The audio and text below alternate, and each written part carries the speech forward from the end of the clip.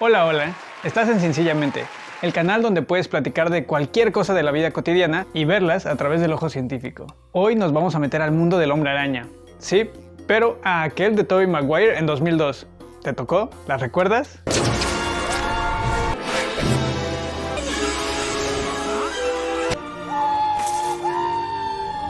Vamos a ella.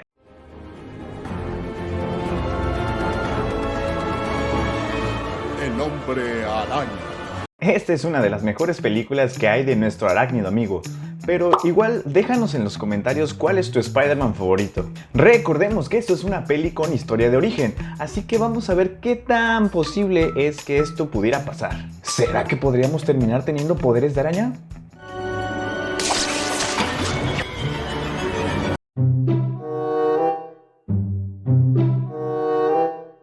Sabes, yo también tengo algo de científico. Sé de su investigación sobre nanotecnología. Es muy brillante. ¿Y le entendiste? Sí, hice un trabajo sobre eso. Me impresionas. ¿Qué? No dijo nada. Solamente dijo que hizo un trabajo al respecto. Además, ¿qué tendrá que ver lo que hacen en Oscorp con nanotecnología? Según la Spider-Man Wiki, Norman estudió química e ingeniería eléctrica en la universidad y también tomó varios cursos en administración de empresas, por lo que su perfil sí podría estar relacionado a algún tipo de investigación en nanotecnología. Resolvimos el equilibrio multigen y la perspectiva de deslizamiento. El planeador ya lo conozco. Ok. Entonces, ¿qué tienen que ver estas investigaciones con nanotecnología? ¿Un planeador? Quiero ver el informe de progreso sobre potenciadores del desarrollo humano. ¿Potenciadores del desarrollo humano? Probamos inhalación de vapor con los roedores. ¿En vapor? ¿Qué efectos hubo? Violencia, agresión y locura. ¡Ey! Espera, ¿cómo mides la locura en los ratones? Bueno, respecto a los potenciadores del desarrollo humano, desde hace décadas se ha hablado sobre nuestra transformación en seres con habilidades sobrehumanas, como el uso de fármacos por parte de algunos deportistas. Bueno, esto no tiene que ver directamente con nanotecnología.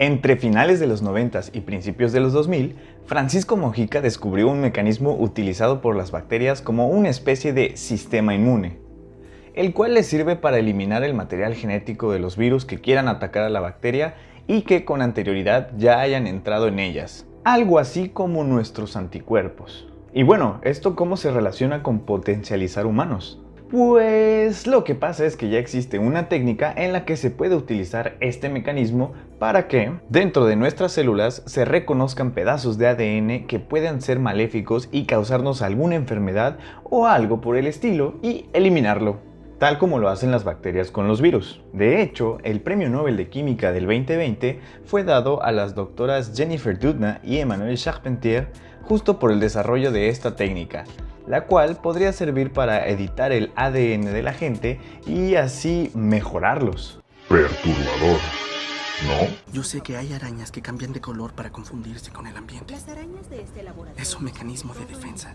Peter, ¿por qué crees que me interesa todo esto? ¿Y a quién no? Ese es Jairo ligando. Bueno. Después de primero ponerse acá bien mamey como yo y mejorar su vista, Peter desarrolla unos pelos en las manos. Se llaman setas y sí, son un tipo de pelos, los cuales les permiten detectar movimientos muy pequeños a través de las vibraciones del aire. Y esto se puede debido a que están unidos a pequeñas terminales nerviosas dentro de las patas y en general del cuerpo de la araña. Por eso. Lo que nos da a entender la película es que gracias a ellos, Peter puede escalar las paredes sin resbalarse o caerse. Y parece que atraviesan la ropa porque también con su traje y con sus tenis puede hacerlo. Para que esto sea posible, lo que deben hacer estos pelitos es aumentar tremendamente el coeficiente de fricción entre sus manos, sus pies y la pared. Mira, por ejemplo, esta caja sobre la paleta.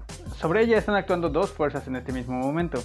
Por un lado, su peso la jala hacia abajo, pero también la mesa y la tableta responden empujando hacia arriba con la llamada fuerza normal. En este caso tiene la misma magnitud que el peso, y de esta manera las fuerzas se equilibran y nada se mueve. En otra dirección no hay nada, aunque yo podría aplicar una pequeña fuerza, que si es pequeña, no se mueve. Un poco más y tampoco.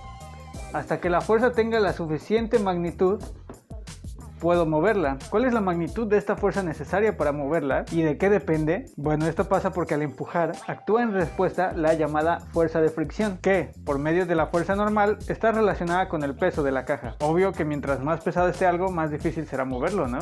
Pero también está asociada a un número llamado coeficiente de fricción. Este número nos dice qué tanto se pegan estas dos superficies. Si es un número pequeño, se resbalará fácil, como un disco de hockey en el hielo. Pero también puede ser muy grande, como las gomas y cosas antiderrapantes. Ahora, aquí viene lo bueno. ¿Qué pasa cuando inclino la tabla? Como el peso siempre apunta hacia abajo, cuando la tabla está inclinada, podemos descomponerlo en dos partes. Una componente paralela a la tabla y otra perpendicular a ella. La fuerza normal solo es igual a esta parte perpendicular, por lo que aquí es un poco menor que el peso total, como lo era en el caso horizontal. Y la fricción tiene que hacerse cargo de la componente del peso que es paralela a la tabla. Si aumenta la inclinación, aumenta esta componente del peso paralela a la tabla, y por el contrario la fuerza normal se reduce cada vez más. Y con ello, la fricción también se reduce, por lo que hay un ángulo crítico donde el peso gana y el objeto se comienza a deslizar. Lo que han de hacer los pelitos es aumentar tremendamente este coeficiente de fricción para que, incluso estando vertical, la fuerza de fricción valga al menos lo mismo que su peso. Con las arañas es fácil, dado que tienen poca masa y, como son pequeñas, se encuentran con más irregularidades y rugosidad en las paredes, por lo que fácilmente tienen un alto coeficiente de fricción. Pero a ver, ¿cómo pasó esto de los pelos y ponerse bien mamado Lores? Si bien la primera historia de origen de Spider-Man que nos presentan en Amazing Fantasy número 15 nos dice que Peter obtiene sus poderes tras ser mordido por una araña radioactiva, tal como podemos ver en el intro de la serie animada de los 90s, en esta película Peter es mordido por una araña genéticamente modificada. En esta película nos van contando sobre características de algunas arañas de las que tienen ahí en el centro de investigación de la universidad a donde van de visita. Pero bueno, entonces nos están mostrando cómo manipulan genéticamente a estas arañas para crear algo así como una super araña, lo cual no tendría ningún sentido aparente. Tal vez es solo porque estaba de moda hablar de manipulación genética en esos tiempos. Nuevas especies. Ok, voy a omitir que esa traducción está mal. En realidad se traduciría como especie nueva o nueva especie. Según lo que muestra la animación en la pantalla, le están atribuyendo un montón de características a unas cuantas pares de bases. Cada uno de estos escalones representa un par de estas 4 moléculas. A, T, G, C. Algunas características de los seres vivos están mediadas por una secuencia de ADN llamada gen, que en promedio tiene unas 1000 de estas moléculas. Y esto hablando de cosas sencillas, porque hay características que son controladas por sistemas mucho más complejos que solo un gen. Ahora, aquí parece que nos quieren contar que nada más por menearle 7 de esas moléculas, ya andan haciendo una nueva especie de araña con todas estas super características chidas. Tela con mayor fuerza, fuerza física de la araña, salto, velocidad, sentido arácnido, precognición, que vendría siendo casi lo mismo, y más velocidad. Y si eso no fuera suficiente, abajo le ponen pares de proteínas combinados.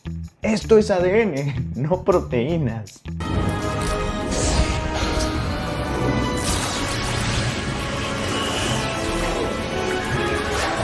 Esto simplemente no se puede. El veneno que inyectan las arañas son proteínas y no llevan ADN.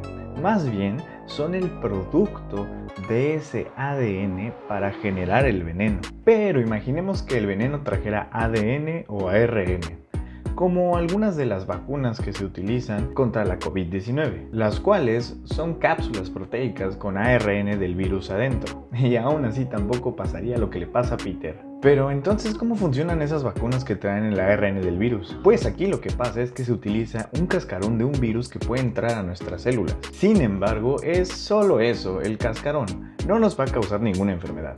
Ese cascarón tiene la capacidad de entrar a algunas de nuestras células y ya estando ahí dentro va a hacer que solo se sintetice la proteína Spike del SARS-CoV-2 para que sean liberadas y que nuestro sistema inmune las reconozca.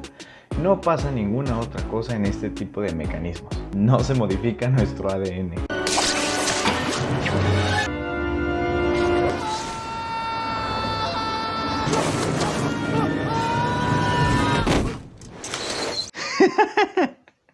¡Qué buen trancazo! ¿Sabías que el movimiento que sigue Spider-Man cuando va en su telaraña es igual al de un péndulo?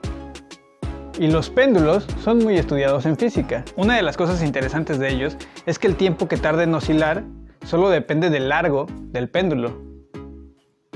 Y no importa la masa que tenga. Si vemos el tiempo en cuánto tarda llegar hasta abajo, hacemos unos calculitos y podemos estimar que más o menos lanzó unos 53 metros de telaraña en esa escena. Y bueno, en este caso nos faltan unos datos, pero si supiéramos el ángulo desde el que se lanzó, también podríamos calcular la velocidad con la que se estampa en la pared.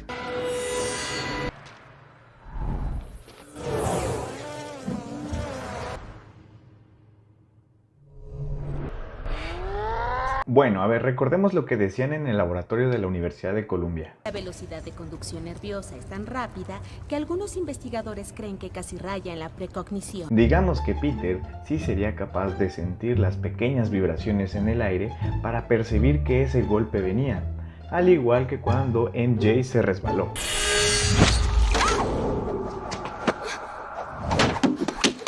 Pero para esto tendría que verse así.